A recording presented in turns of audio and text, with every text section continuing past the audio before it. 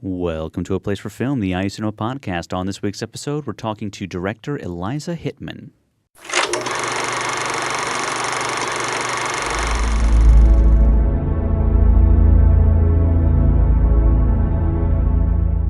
All right, hello everyone. This is Andy, one of the hosts of the IU Cinema podcast, and I am on the phone with Eliza Hittman, director of the film It Felt Like Love and IU alum. Thank you for joining us, Eliza.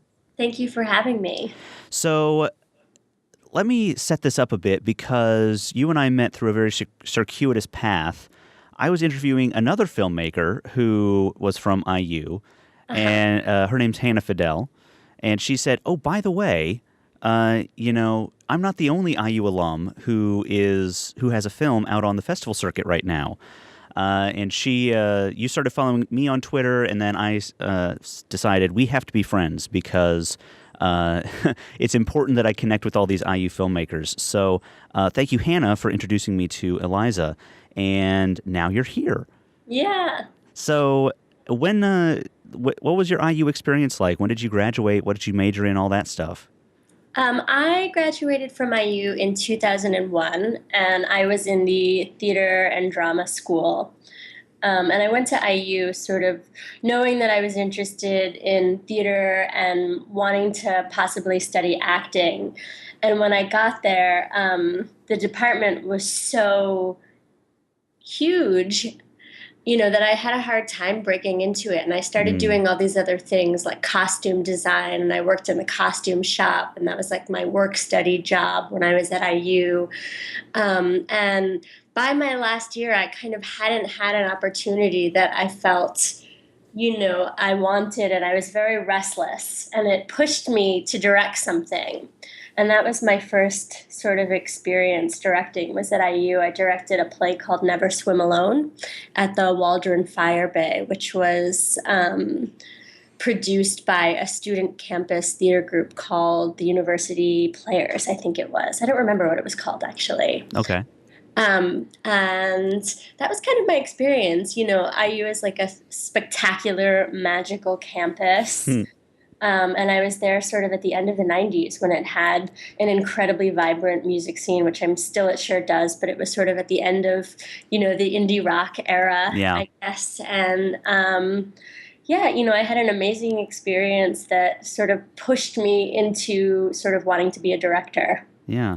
Well, we were at IU around the same time, actually. I moved to Bloomington about 2000. And I graduated in 2003. I can't imagine we ever crossed paths, but interesting that we were here at the same time. Yeah. So you only directed plays, it sounds like. So what led you to filmmaking?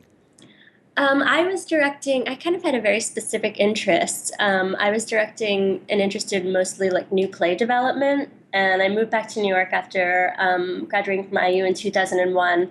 And I worked at a theater called Soho Rep and was the assistant for a long time to the artistic director, Daniel Aachen.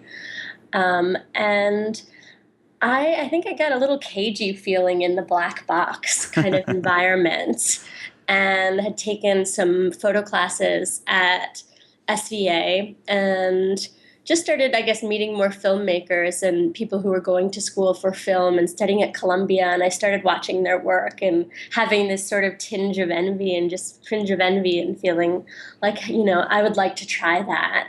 And I ended up wanting to go to graduate school. And CalArts had a huge reputation in the theater world, and I didn't know where it sort of fit in the film world, but I sort of investigated it.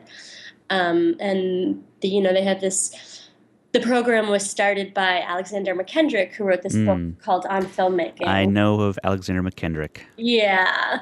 So I, read the book on filmmaking, and I thought, if this is how this film school, or art school that has a film program teaches, film directing, then this is the place for me. So I sort of up and moved to Los Angeles in 2007, which is when I started making films.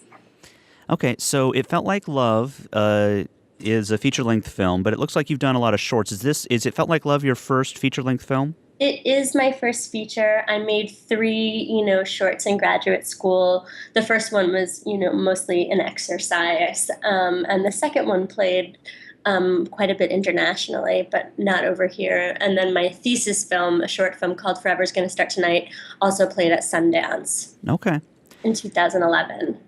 All right. So It Felt Like Love. Where's this been at? So it played at Sundance. Was it at South by or not? No, it was not at South by. It played at Sundance in the next section, and in competition at the International Film Festival Rotterdam. Oh, And okay. that sort of launched, a healthy sort of international life for the film. So we've been all over the world.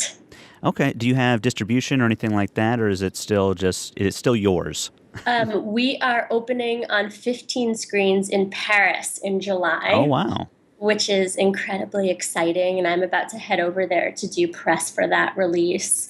And we do not have US distribution, actually, but we are working on putting together, some kind of release I don't know actually when. We're still sort of, refining the details of Sure. it. Okay, so let's talk about It Felt Like Love. Go ahead and I could give a plot summary, but I would prefer it if you give a plot summary. So if you could I tell me love what the film's about.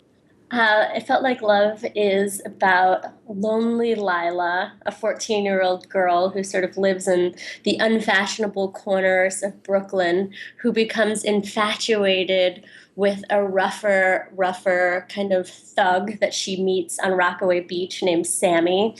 And she is willing to do just about anything to form a connection with him, including put herself into sort of vulnerable and dangerous situations. Yeah. This film just was amazing. I did not know what to expect going into this film, but it was so touching and so heartbreaking, and it was one of those things I felt like I kept having to like put my hands over my face, like, no, do not do this, please. It was almost like a horror movie almost. It's like, please stop doing that. Don't go into The that horrors of room. adolescence. I know. So let's talk about the right from the opening shot, the little the pre-title sequence Hmm. says so much about the character, says so much about the film, and it's just stunning because you've got this young girl and she's sort of, you just see her from the back and she sort of wants to like go into the ocean, but she's sort of stepping back and stepping forward. And then she turns around and her face is just white as a sheet. And it's because she's wearing sunscreen, but you don't know that at that point. Tell me about that opening sequence. How did you conceptualize that? I guess the opening sequence, I conceptualized, I guess, in sort of a metaphoric way. She's sort of fighting with this, like, sort of massive unknown sea. Mm-hmm. It's mysterious. She's trying to go into it, but it's too rough. She's sort of, fighting her way into the waves, I guess, was sort of how I conceptualized it. I guess, the film was kind of the jumping off point for writing the film. I was thinking about like a Reneke Dijkstra photo of a girl at Coney Island who was about 13, who reminded me a bit of myself at that age. And she was sort of awkwardly standing in the photograph wearing like a black bathing suit that didn't quite fit right. And there was something about her vulnerability sort of against this sort of empty, mysterious ocean that really stuck with me. Mm-hmm. So that was kind of the jumping off point for that opening title sequence of the film. The white, stuff on the face was something that was, on the page. And then when we were standing on the beach with my makeup costume designer, there was a question of how far we would take it. We just sort of decided to go all the way. Yeah.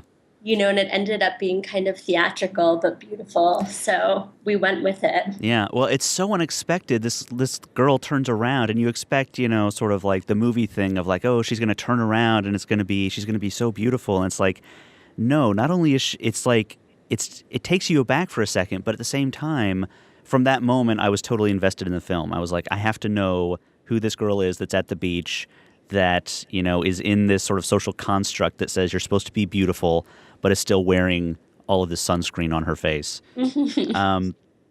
So there's a lot of stuff in the film. The camera work is something I wanted to talk about because you have a really specific style. The camera is almost a character as far as I can tell, because so often the camera's almost reluctant to look at people's faces. It's Hmm. like you shoot someone's legs or their back, and I have a theory about why that is, but maybe you can discuss it. Um, the camera work of the film, is sort of informed by a lot of things, I think. There were production limitations. We don't have that many wide shots in the film. I knew Mm, that there wasn't going to be a lot of money to apply towards production design and all of that kind of stuff. And I also knew going into it that, um, the film was so much about this girl's existence in this sexually charged environment, where you're always looking at people's bodies at hmm that point in your life, male or female. So I wanted to create this kind of, using all these segmented shots to create something that was more expressive and created this sort of like sexually tense, charged environment.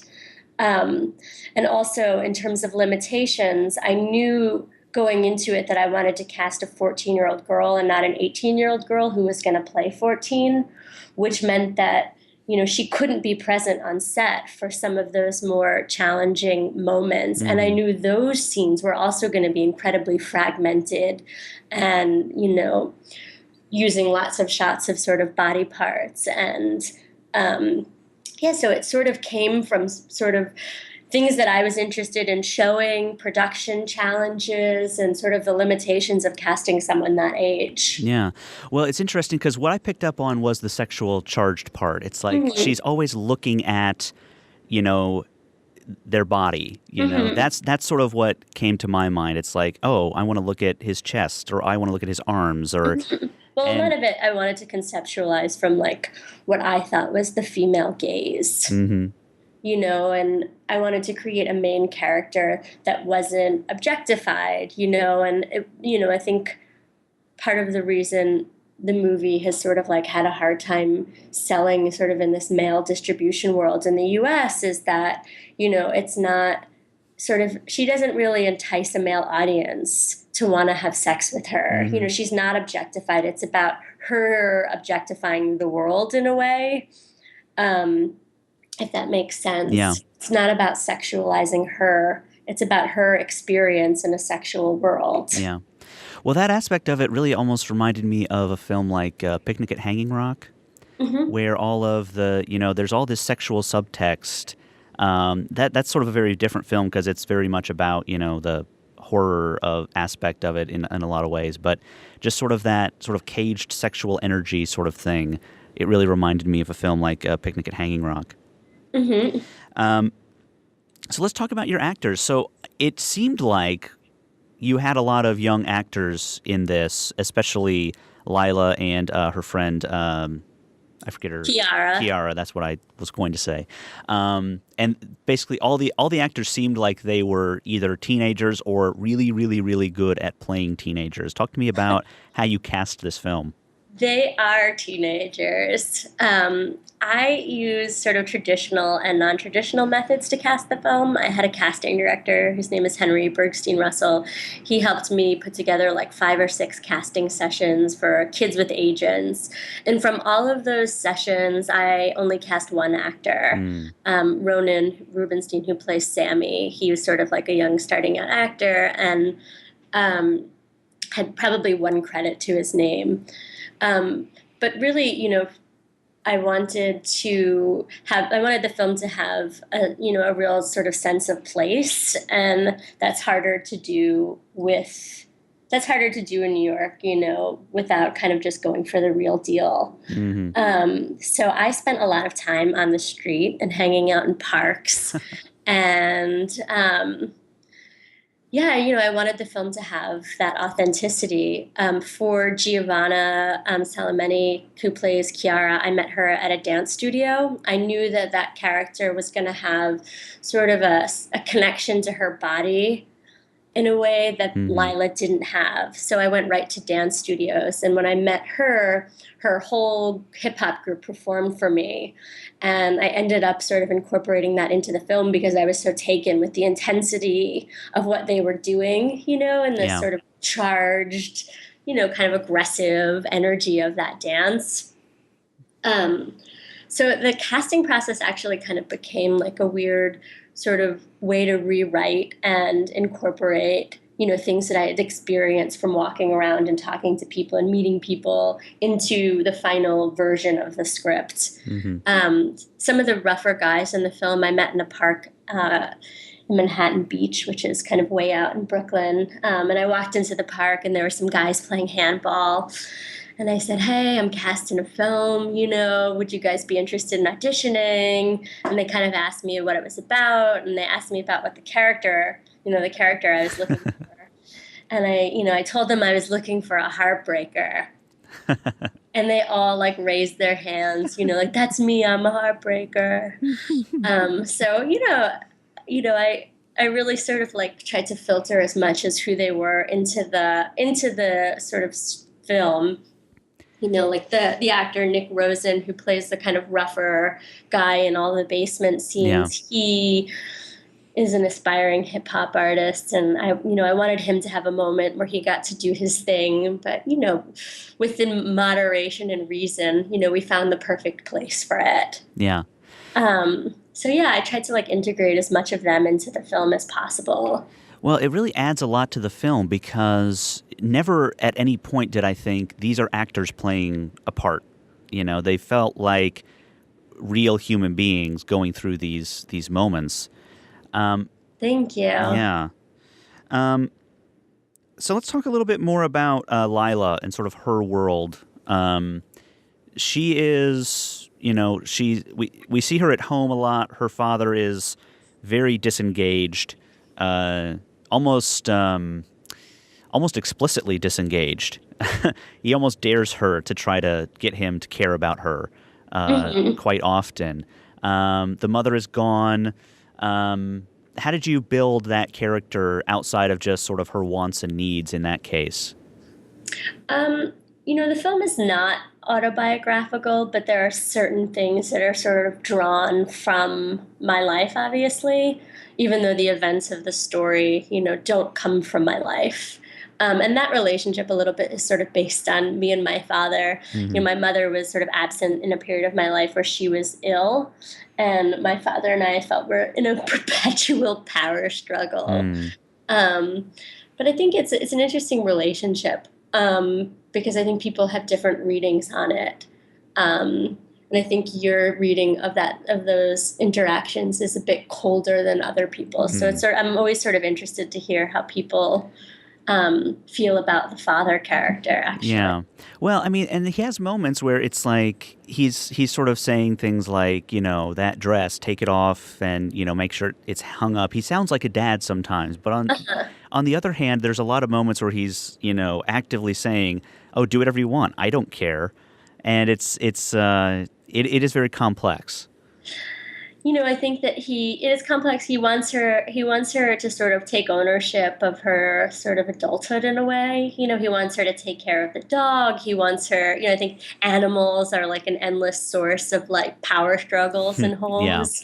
Who's gonna be responsible for this thing, that somebody really wanted. Um, and I think that he is grieving in his own way, and they're at, they're at an impasse at this moment in their relationship. Yeah. Well, and I also loved the way you kind of played out information about the mother. There's just a very subtle moment, and it's not something that people would miss, Hmm. but it's something that happens at a moment where you wouldn't expect to learn where that mother is at. Hmm. Um, I think for a woman like to sort of step into, an OBGYN office, you're constantly reliving your family history. hmm Where they ask you everything about everybody in your family, and this side of your family and that side of the family, and it's a very thorough kind of probing experience that I don't know if a man could totally understand, because you're lying there naked and Hmm. your legs are spread, and Yeah. there's just this very detailed kind of investigation into your sort of genetic history, and it's very vulnerable. And I really wanted to capture kind of a girl going through that for the first time. Yeah. Well, and that's something that I don't think a male filmmaker can really capture. Um, female filmmakers are starting to become more, involved in this process. They're with the indie movement that's happening right now. I talk to a lot of female filmmakers, a lot more than I think I would have even 5 years ago. So, I mean, how do you feel like your perspective as a woman changed how this film would be, how this film was created? I think kind of just going back to what I said, I created a character that wasn't a Lolita character.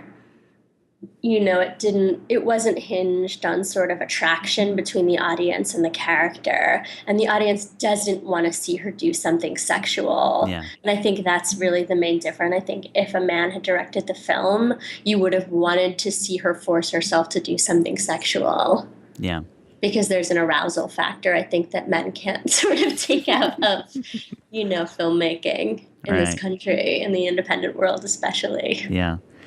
So let's talk about Kiara, because I found her character so fascinating as this juxtaposition to Lila.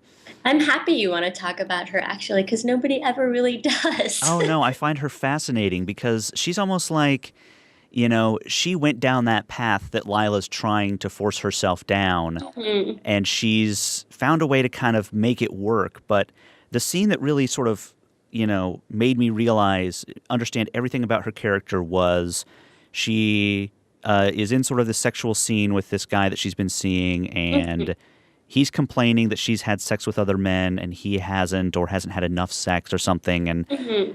literally the next scene, she already has another boyfriend. Mhm. That told me everything I needed to know about that character. So describe to me what you think about that character. I think, she's in a position of envy, for the main character. And I think that the main character, Lila, doesn't totally understand her experience, which is, I think, almost more genuinely emotional. Hmm. She's kind of being put through the emotional ringer with this kid, who feels sexually inferior to her, but yet desires her and sort of wants her to sort of perform sexually for him in a way. Hmm. Like the scene at the table where he like wants her to masturbate for everybody. Yes. And I think that, at a certain point in the film, I wanted the audience to maybe identify more with her than the main character, Yeah. and feel for her because she, is having a relationship, and she's sort of being punished in this way that's kind of cruel, I think. Oh, absolutely.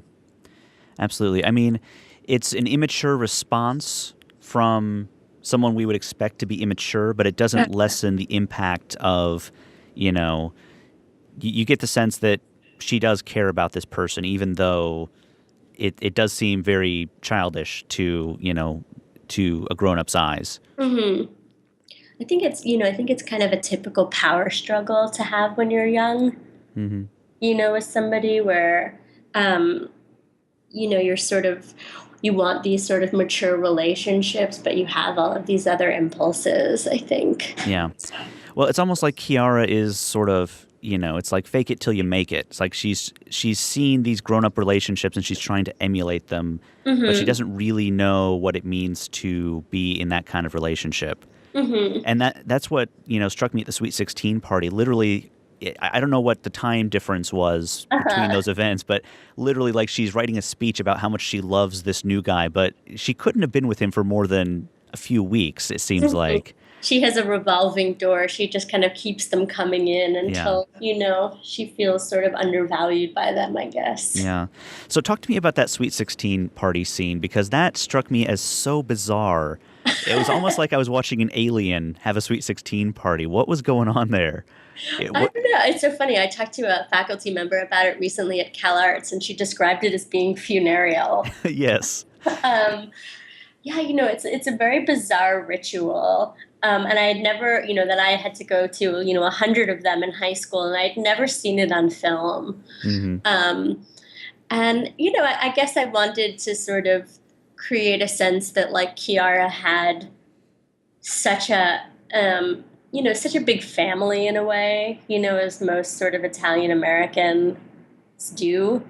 And Lila, was sort of there, not engaged with the situation. But it's really a ritual. But I think what's fascinating about it is that, by the time you're 16, it's like the rite of passage into womanhood is already it's so beyond, it's past. Hmm. So in a way it's a very strange event because, she's beyond a woman. Yeah. Yeah. She looks 25 almost, Yeah. and it's this kind of strange event, a rite of passage, but it seems almost too late. Yeah, I definitely agree with that. Yeah, but that scene just came out of nowhere, and it just struck me as bizarre. Not that it was filmed poorly or it was out of place in the film, but just the ritual of it, how serious it was. She was giving all these speeches, and it seemed very stilted and out of her element, and it was very interesting. The amazing thing is that after we finished shooting the film, we went to her real Sweet 16. And it was much more fun. I Yeah. felt bad that I portrayed it as being so dull because Yeah. actually we had a great time.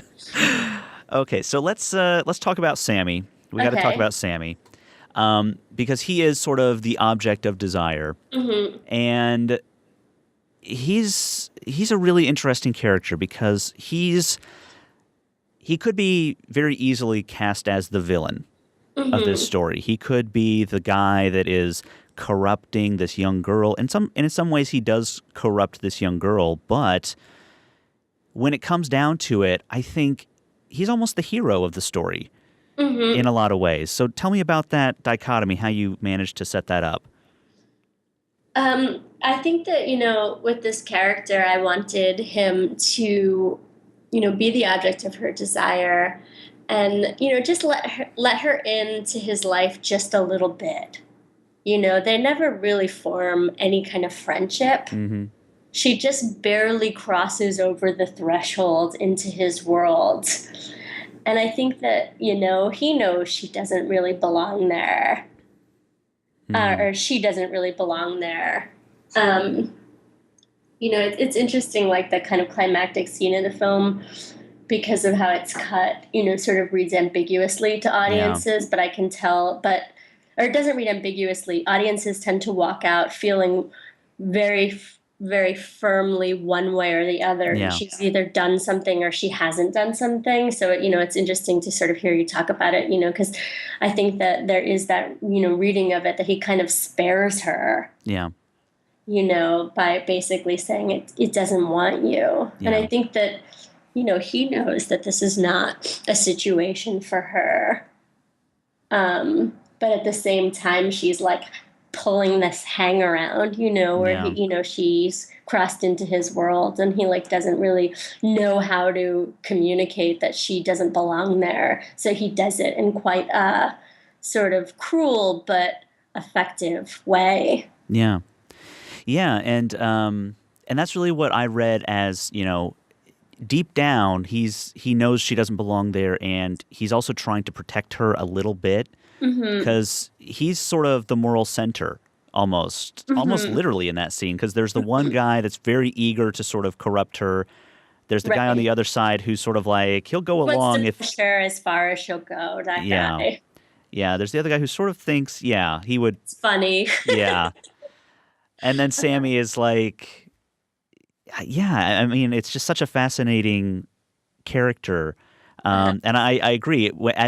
As the next scene happened, seeing her reaction to that, it was like, I really could read that either way. Either she did the thing she was saying she would do, or she was rejected and feels horrible about it, or she was rejected and feels horrible about it. How did you think about that final scene? You know, And you don't have to tell me what the answer is either way. no, I won't. I will say that on the page, it was written in a way to protect, the actress, because I knew that it would be harder for a 14-year-old to imagine the journey of the film feeling like she was going to do it. Mm-hmm. So on the page, it was written like she didn't do it. Yeah. But I knew that in the edit, there was going to be other ways that it could be sculpted. So that was sort of always in the back of our heads. Yeah. And I guess that's what I'll say about it. Okay. Okay. Uh-huh. Well, Eliza, this film is just so amazing. Thank you so much. Again, I had no idea what to expect, and after I was done, I was just like, I wish I had time to just sit down and watch it again because it's so deep. It's so well thought out. Well, you will have time to watch it again because it will be screening at IU Cinema on December 3rd. Oh, are you going to be in town? I will be in town. Excellent. Yeah, I'm looking forward to it. That will be great. So I was going to say I'll tell John to make sure to get it here, but apparently he is way ahead of me. He as is. per And usual. also Hannah's film we will be having Hannah's film, a teacher will be playing, and we'll be having an IU alum double feature. Oh, excellent. Okay. Uh-huh. Good. All right. Well, we're going to get out of here, Eliza. Thank you so much for joining us. No, thank you for having me. And hopefully when you and you and Hannah are here, we can all sit down in the studio and talk about, filmmaking, indie filmmaking and all that stuff. Sounds great. I would love it. All right. A Place for Film is recorded at WFIU Studios in Bloomington, Indiana.